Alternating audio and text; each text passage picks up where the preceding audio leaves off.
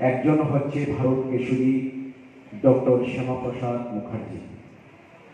আমার পূর্ববর্তী বক্তা এখানে নেতাজি সুভাষচন্দ্র বসু থেকে ধরে অনেক স্বাধীনতা সংগ্রামী নাম উল্লেখ করেছেন। আমরা এই বাংলার মাটি থেকে শিল্পী, সাহিত্যিক, কবি, অনেক অনেক রত্নকে আমরা পেয়েছি, কারণ আমাদের বাংলার যে মায়েরা তারা ছিল রত্নগর্ভা। আমরা আজকে যাকে উদ্দেশ্য করে বা যার জন্য এখানে একত্রিত হয়েছি, ইতিমধ্যে সবাই আমরা অবগত হয়ে গেছি যে আমাদের ভারত মাতার সুপুত্র, ভারত কেশরী, জাতীয়তাবাদী নেতা, রাষ্ট্রবাদী নেতা, প্রখর রাজনীতিবিদ, শিক্ষাবিদ, দার্শনিক, ব্যারিস্টার, কতভাবে বিশেষিত আমরা করব। যদি আমরা বিশেষণের পর বিশেষণ যদি আমরা যোগ করতে থাকি তাহলে মনে কম হবে। আজকের এই সময় আমরা ডক্টর শ্যামাপ্রসাদ মুখার্জির 125তম জন্ম দিবস আমরা আজকে পালন করতে চলেছি, এবং করতে চলেছি বললে ভুল হবে। সারা ভারতব্যাপী এবং বিশ্বের যে সমস্ত জায়গায় ভারতীয়রা আছে আজকে সগর্বে আমাদের এই রাষ্ট্রবাদী নেতাকে, চিন্তাবিদকে আজকে স্মরণ করছেন ওনার জন্মদিনে শ্রদ্ধাঞ্জলির মাধ্যমে। আজকের এই অনুষ্ঠানে আমাদের মধ্যে উপস্থিত আছেন, ওনার নেতৃত্বে ভারতবর্ষের শাসন কার্য চলছে। যারাই দেশ স্বাধীনতার জন্য বা দেশের জন্য লড়াই সংগ্রাম করে জীবন আত্মদান করেছে,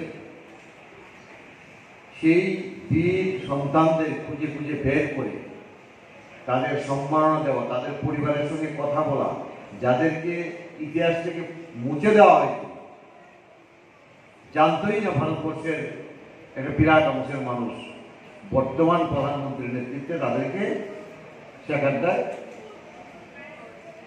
সম্মান দেওয়ার চেষ্টা এবং তাদের পরিবারের প্রতি কৃতজ্ঞতা জ্ঞাপন করা বর্তমান সরকার এই চেষ্টা চালিয়ে যাচ্ছে। আর একটা সময় স্বাধীনতার পর যারাই দায়িত্বে ছিলেন সেগুলিকে আড়াল করার চেষ্টা করেছে।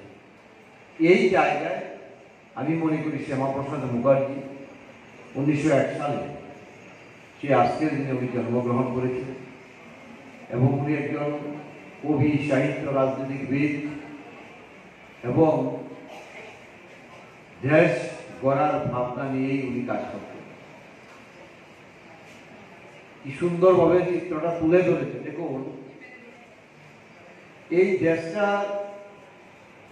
স্বাধীনতার পর তার যে শাসন কার্য পরিচালনা করত, সেটা থেকে উনার অভিজ্ঞতায় রাজনৈতিক দল তৈরি করা।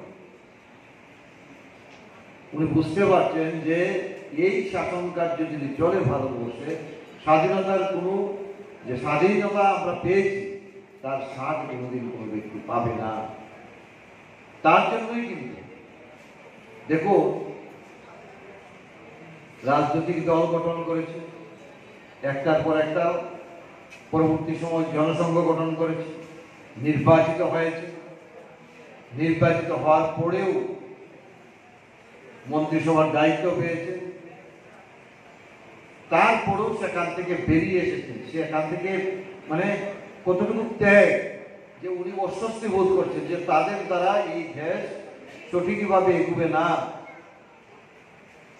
নিজের আরাম, আয়ের সুখ শান্তি উনি পারতেন যে না, আমি আমার মন্ত্রিত্ব, আমি আমার আরাম জীবন যাপন করতে পারতাম, এটা না করে ওখান থেকে বেরিয়ে এসেছে, পদত্যাগ করে। এটি কিন্তু ভাবার বিষয়। আর আজকের দিনে দেখবে আমরা স্বার্থপর হয়ে গেছি। হ্যাঁ, নিজেরা স্বার্থ ছাড়া কোনো কিছু বুঝি না, এটা কিন্তু ভাবার বিষয়। অথচ ওই ব্যক্তিরা সমস্ত কিছু ছেড়ে দিয়ে ওই লড়াই সংগ্রামে বর্তমান যারা দায়িত্বে ছিল তাদের বিরুদ্ধে আবার সংগ্রামে নেমেছে এবং জনসংঘ নামে রাজনৈতিক দল গঠন করেছে। এবং স্লোগান একটাই ছিল, এক নিশান, এক বিধান, এক প্রধান। কারণ এক দেশে এটাই হতে হবে, এই এজেন্ডা নিয়ে কিন্তু লড়াই সংগ্রাম শুরু করেছে। এবং আজকে দেখুন কত বছর পরে, স্বাধীনতার কত বছর পরে আজকে ওই মহান ব্যক্তির যে আন্দোলন ছিল আজকে সেটা কিন্তু বাস্তব রূপ পেয়েছে। কতদিন হয়েছে? খুব বেশি দিন হয় না কাশ্মীরের যে ধারাটা তোলা হয়েছে, অথচ এর আগে সরকার একের পর এক ছিল, প্রধানমন্ত্রী ছিল, তখন সেটাকে তোলা হয়নি। কারণ তারাই তো চাইতো, দেশ তো ভাগ তাদের মাধ্যমেই হয়েছে, তাদের কারণেই হয়েছে। অখণ্ড ভারত খণ্ড খণ্ড হয়েছে তাদের কারণে। আর ওনাদের শ্যামাপ্রসাদ মুখার্জি, দীনদয়াল উপাধ্যায়, অটলজি, তাদের স্বপ্নই ছিল অখণ্ড ভারত তৈরি করতে হবে এবং এক নিশান, এক বিধান, এক প্রধান থাকবে।